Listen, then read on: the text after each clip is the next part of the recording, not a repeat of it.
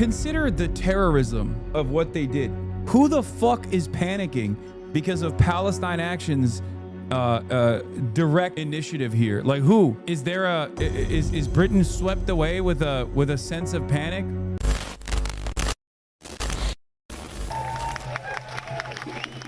This could soon be classed as a terror gathering. The group behind the protest, Palestine Action, is set to be banned by the UK government and labelled a terrorist organisation. The decision follows this: two activists breaking into an Air Force base in central England, spraying red paint into military aircraft engines and damaging them with crowbars.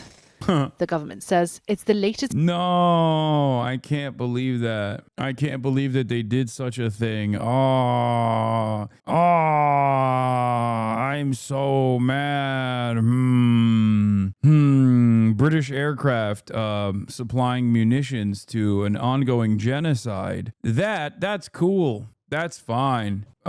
Disrupting those operations. Ooh, not good. Terrorism. They injured an aircraft. Yet another anti-Semitic hate crime, chat. You see this? Yet another deeply anti-Semitic hate crime. These were Jewish airplanes. That's right. Many of you probably thought these were Christian airplanes. They weren't. They were Jewish. So very clearly, this is an act, perhaps the most heinous act of anti-Semitism. We are all equal. Gifted 100 gifted subs. God damn. That's right. You support illegal acts. Oh, that's funny. Oh no. Yeah, the Jewish airplanes were doing birthright. They were about to do birthright, and they got anti-Semitically disrupted. It's really messed up. This guy got so mad he fucking couldn't even type. This is crystal knocked, but for airplanes. If you keep talking like this, your haters might start to think you don't love Israel. Yeah, the paint cans were paint cans of Hamas. Eliza for the Bears. Thank you for the 10 gifted. Yeah.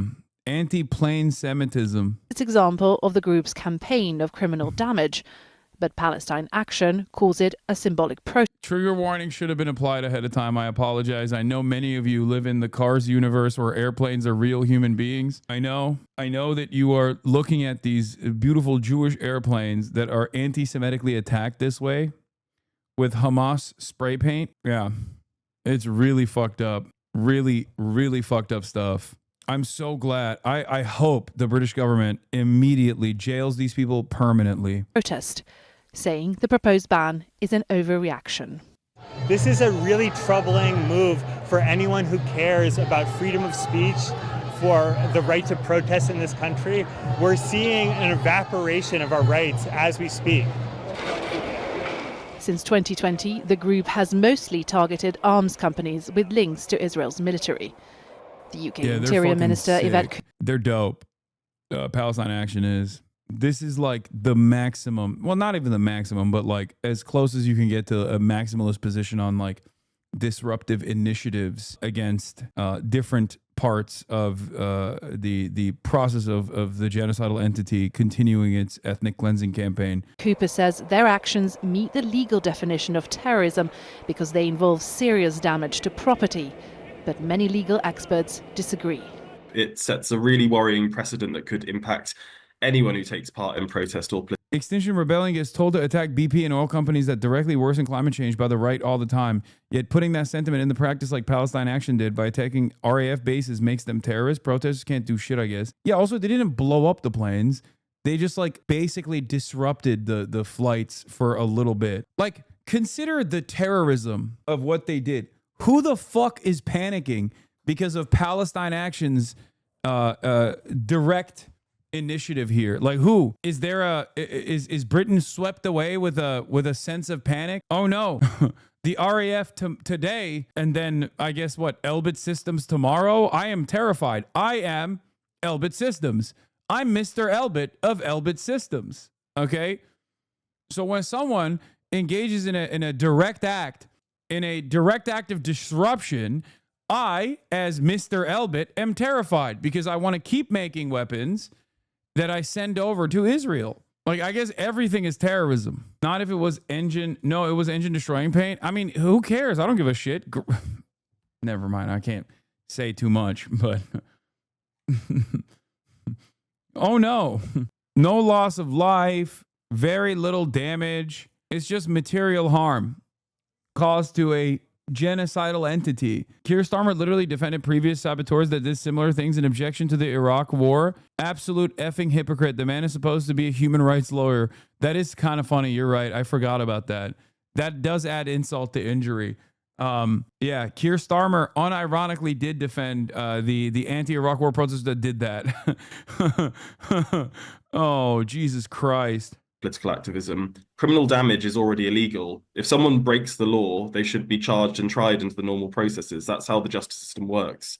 But banning an entire group under terrorism laws, in our view, is a blunt and extreme measure.